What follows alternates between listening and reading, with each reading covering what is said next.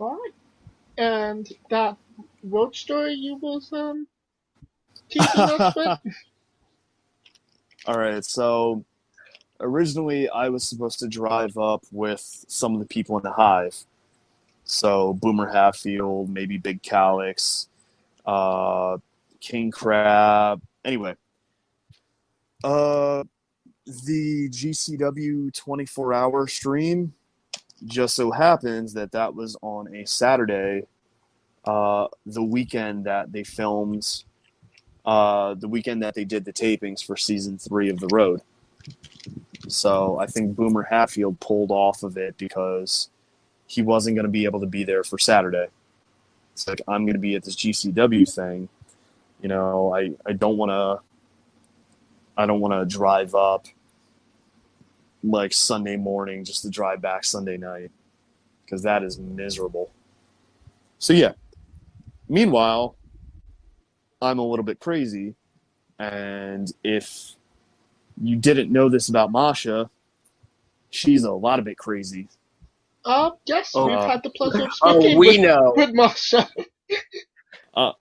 I absolutely love her. But she's definitely crazy. But yeah, so she was on the same show. We wrestled in the very same match. We had this giant 60-minute Cybernetico match.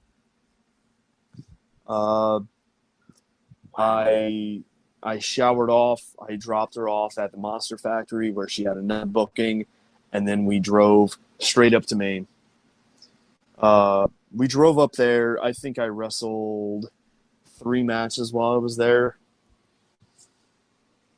She wrestled maybe 2. I think Crab had 1. So I wrestled my 3 matches again because I'm crazy. And then we drove back. So we left there maybe 4 or 5 in the afternoon. Also, fun fact about that weekend, we had a massive snowstorm. Oh, God. Ooh. So, we knew it was coming. Before I even left from Maine, I got a text message from my mom saying that the snow started in New Jersey. It's like, oh, goody. Oh, boy. So we hit the road. I think right before we hit the road, Crab told me that he was feeling pretty crappy because he didn't sleep because, oh my God, this is a whole other story. How far back am I going to have to go? Do you guys mind if I derail this another time? Please, do. This is... Keep going. So we had GCW. Masha had her thing at the Monster Factory. Then we drove up on Saturday. We got there maybe around midnight Saturday night. We stayed with a referee up there. I'm not going to throw his name out because I'm going to accuse him of murdering a family. Anyway, we stayed with someone up there. We roll up at like midnight. Like I send a guy a text message like, hey, we're here. I was like, cool, like doors open, you can come in. So I was half expecting like this dude to be passed out, whatever. But no, this guy was sitting in his living room eating Dominoes that showed up right before we did, watching, I think the Royal Rumble from like 1987, something like that. So he's just, yeah, it's just him by himself in this house eating Dominoes, watching a old Royal Rumble. It's like, okay, so we're like standing there with our, so we're standing there with our bags. I'm like, all right, I kind of want to crash. So it's like, okay, yeah. So upstairs, there's a room with a queen size bed. There's a room with like 2 kids' beds that you can push up against each other, and then there's an air mattress down here. Oh, so Crab stayed on the air mattress. Masha was in the room with the kids' beds pushed up against each other, and I had the queen size bed. While I was settling in for the night, a friend of mine FaceTimed me. She lives down in Texas. She FaceTimed me because she was out at a bar. She was drinking. She got what should have been a 5-minute Uber ride home that turned into a 20-minute Uber ride going in the wrong direction. So I'm speaking with her as she's drunk, terrified in the back of this Uber. They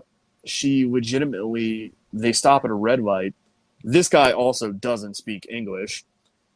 Stop at a red light. She gets out of the car and she's standing at this really sketchy gas station. So I'm just talking with her, trying to talk her off the ledge. Meanwhile, her phone is dying. Anyway, she finally manages to get Uber who speaks English, who's taking her to the right place. Cool, but that was still like a 45-minute roller coaster of emotions. So that's what I was doing. The room that I was in had a queen-size bed and a dresser that had no clothes in it. There was no other furniture. There was no decoration or anything.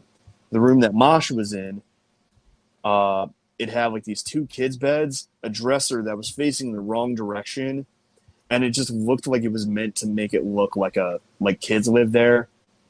It had like Mickey Mouse sheets and just like no other decoration. Crab was downstairs. I guess the referee, the whatever dude, finished watching that Royal Rumble and then proceeded to watch another Royal Rumble. So I don't, from what I heard from Crab was that this guy was up till like 4 a.m. just watching wrestling. He then proceeded to wake up at like 8 a.m. to watch more wrestling. I woke up in the morning, went downstairs. I think he was watching maybe the Royal Rumble from 95.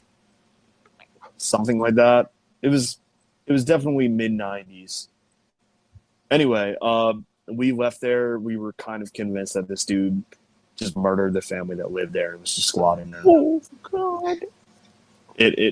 So that was my little side story.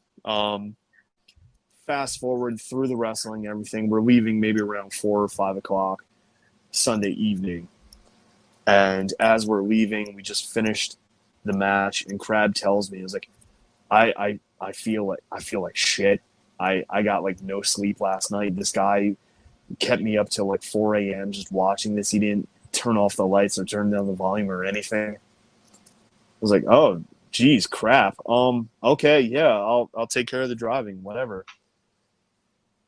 So then I get that text message from my mom saying that the snow had already kind of started down there.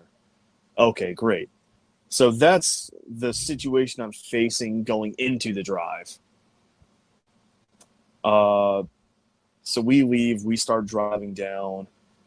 No major problems until we hit Connecticut. When we hit Connecticut, I think my GPS said that there were about 2.5 hours left in the drive. When we hit Connecticut, it started snowing. When we hit Connecticut, I was no longer able to go above probably 40 miles an hour in any given point. Ooh. Until I hit New Jersey. So for anyone who wants to talk crap about New Jersey, say what you want about paying tolls to leave. We know how to handle it when snow falls. F you Connecticut, F you New York. Anyway. Hey! I know what I said. I know. And he means it. I know what I said. It's okay, Jersey spells. Okay, New York spells. yes, it does. So what? No, New York spells worse.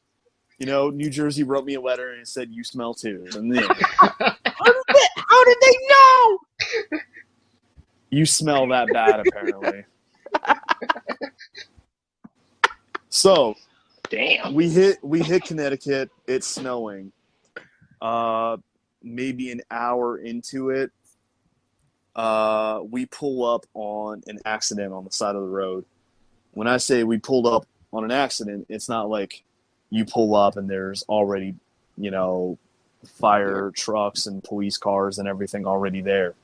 No, we pull up right as like the first police car does. So somehow we managed to get wedged between.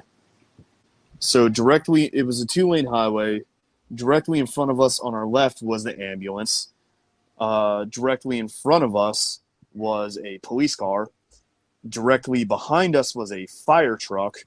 And then I think there was another police car like in the other lane. All of them have their lights on. And so we're sandwiched between these vehicles with their lights and everything on. Meanwhile, Masha is in the front seat just flipping out. Oh, no. I can imagine. Yeah. So, yeah, we were literally sitting there as people were, like, loading up the ambulance in front of us. Oh, God. Yeah, so that was another probably 20, 30 minutes that we're just sitting there. Thank God I still had gas. We proceed to go on with the drive. And there were definitely points where I'm thinking to myself, I was like, oh, I should stop. I should not be driving. You know, like those points where you're driving like 10 miles an hour. And it's like, you know, it's only 10 p.m. I'm not that tired. I can do it. I can do it. I can do it. I can't do it. Here's the amazing thing. I did it. Damn. Bravo. I did that. That was probably the dumbest thing that I've done in a while. Don't applaud me for that. I drove back from Maine by myself through this giant blizzard. It added about 2 hours to the drive, but I did it. Because Crab was too tired to drive, and Masha's from New York. Also, F you, New York.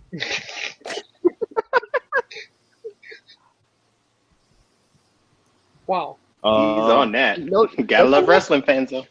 No, come back here. No, if I go back there and I get booed for not liking New York, like, all the better. Yeah, see. I think that's like the Connecticut, I think that's like the New England, New York thing. Some odd reason. It's just like y'all are like East Coast, West Coast beef levels. Well, I'm a New Yorker who hates the Yankees, so. Shocking. So, are you a Mets fan? Yes. Ew. But if the Dodgers were still in Brooklyn, I'd be a fan of theirs. Well, my dad's originally from Brooklyn, and every time the Mets play the Phillies and the Mets win, he sends me text messages just saying "ha" in all caps. Oh. So, after this very bizarre road trip, and you drop Masha off, what's the last thing she says to you? So, originally I was going to drop her off with Chris Levin, but Chris lived maybe another hour south of me. So what we did instead was we stopped and we stayed with my parents, who are about an hour north, still in New Jersey. So we stayed there. Like, they've got guest rooms that they always, you know, wrestlers are always welcome to. The condition is that you have to sign an 8x10 for them to hang on the wall in the guest room. Okay. So,